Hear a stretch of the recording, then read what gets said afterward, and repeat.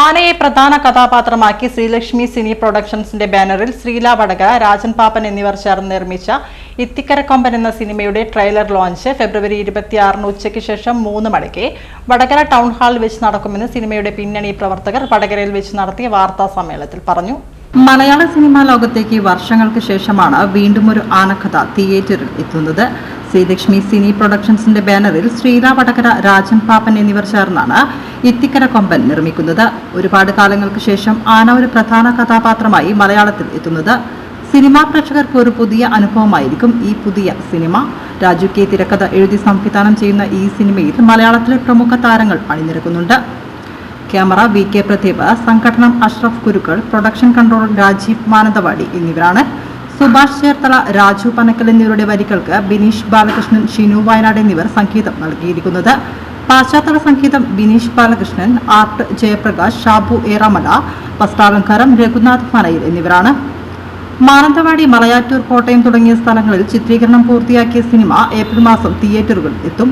സിനിമയുടെ trailer launch ഫെബ്രുവരി 26 ഉച്ചയ്ക്ക് ശേഷം 3 മണിക്ക് വടകര ടൗൺ ഹാളിൽ വെച്ച് നടക്കുമെന്ന് പിന്നണി പ്രവർത്തകർ വടകരയിൽ നടത്തിയ വാർത്താ സമ്മേളനത്തിൽ പറഞ്ഞു. വാർത്താ സമ്മേളനത്തിൽ പപ്പൻ നരിപ്പറ്റ, രാജീവ് മാനന്തവാടി, ശ്രീല വടകര, ബിനീഷ് ബാലകൃഷ്ണൻ, വിജീഷ് ടി കെ എന്നിവർ പങ്കെടുത്തു. ഇപ്പോൾ ഒരു പുതിയ സിനിമയാണ്. ഇത്തിക്കര കൊമ്പൻ എന്നാണ് സിനിമയുടെ പേര്. ഈ സിനിമ നിർമ്മിച്ചത് ശ്രീലയാണ്. അവരുടെ വീട് കൈനാട്ടിയാണ്. ടീസർ, ഇതിന്റെ അപവാദം ടീസർ എന്ന് പറയുന്ന സംഗതി മറ്റന്നാൾ ശിവരാത്രി ദിനത്തിൽ വൈകുന്നേരം 3 മണിക്ക് ടൗൺ ഹാളിൽ വെച്ചിട്ട് ഉദ്ഘാടനം ചെയ്യപ്പെടുകയാണ്. ഒരു പെണ്ണും ഒരു നിർമ്മാതാവ്, എനിക്ക് തോന്നുന്നത് വടകര താലൂക്കിൽ തന്നെ, അല്ലെ ഒരുപക്ഷെ കോഴിക്കോട് ജില്ലയിൽ തന്നെ ആദ്യമായിട്ടായിരിക്കും ഒരു സിനിമ നിർമ്മിക്കുന്നത് എനിക്ക് തോന്നുന്നത്. അവരെന്തായാലും അതിനുവേണ്ടി എടുത്ത എഫേർട്ട് ചെറുതല്ല. ഇതിന്റെ എല്ലാ വശങ്ങളിലും എടുത്ത് പരിശോധിച്ചപ്പോൾ നല്ല സിനിമയാണെന്നാണ് എന്റെ വിശ്വാസം. പക്ഷെ ഒരുപാട് ഷെഡ്യൂളായിരുന്നു. കോട്ടയത്തും വയനാടും ഒക്കെ വെച്ചാണ് ഈ പടം ചെയ്തത്. പക്ഷെ ഇതിൽ നല്ല ഗാനരംഗമുണ്ട്. അതേപോലെ തന്നെ നല്ലൊരു പടമായിട്ടാണ് കൊടുത്തിരിക്കുന്നത്. അതിന്റെ എല്ലാവിധ സംഭവം ഞാൻ ഇപ്പം പറയാണ്. ശ്രീല വടകര എന്ന് പറഞ്ഞാൽ ഈ മ്യൂസിക് ടീച്ചർ എന്താ പറയാ എല്ലാവരും പറഞ്ഞ പോലെ ഇതെങ്ങനെയാണ് ഇത് റിസ്ക് എടുത്ത് ചെയ്യുന്നത്, അവിടെ ചെയ്ത എല്ലാവിധ എഫേർട്ടും എല്ലാവിധ ഇതും ഇവിടെയാണ് കാണുന്നത്. ഈ പടം നല്ല രീതിയിൽ പോകുന്നു. പത്രക്കാരും മീഡിയക്കാരും മുന്നോട്ട് വേണം. കാരണം ഒരുപാട് പേര് ഈ സിനിമയിൽ വന്നിട്ട് പേടിച്ചു പോയതാണ്. ആനയുടെ പടം എടുത്താൽ ശരിയാകുമോ എന്നൊക്കെ പേടിച്ചിട്ട് പോയതാണ്. പക്ഷെ ഇവളത് ധൈര്യത്തോടെ വന്ന് പ്രതികരിച്ച്. അതിൻ്റെ അടുത്ത് ഒരു കാര്യം പറയട്ടെ, ആനയെ വെച്ച് സിനിമ എടുക്കാം. മൃഗത്തിന് വെച്ച് ഒരു സിനിമ ചെയ്യുമ്പോൾ അതിന്റെ ഒരുപാട് പ്രശ്നങ്ങളുണ്ട്. ഹരിയാനയിൽ പോയിട്ട് ഗവൺമെന്റിന്റെ സർട്ടിഫിക്കറ്റ് വസ്തുക്കളാണ് ഇതെടുത്തതുപോലെ കാണിക്കണം. അവർ സെൻസർ ചെയ്യണം, എന്നിട്ടാക്കാൻ പറ്റും. അതുകൊണ്ട് ചെറിയ ആർട്ടിസ്റ്റുകളൊക്കെ ആക്കി. പിന്നെ നമ്മളെ വടകരയിലുള്ള ഒരുപാട് ചെറിയ മക്കളുണ്ട്, ചെറിയ കുഞ്ഞു മക്കള് ഒരുപാട് വടകരയിലുള്ള ആൾക്കാരുണ്ട്, മാനന്തവാടിയിലുള്ള ആൾക്കാരുണ്ട്. പിന്നെ ഇങ്ങനെയുള്ള കുറച്ച് ചെറിയ ചെറിയ കഥാപാത്രങ്ങൾ ചെയ്യുന്നവരെയാണ്. ചെമ്പിൽ അശോകൻ എന്നൊക്കെ പറയുന്നത് നല്ല ആർട്ടിസ്റ്റാണ്.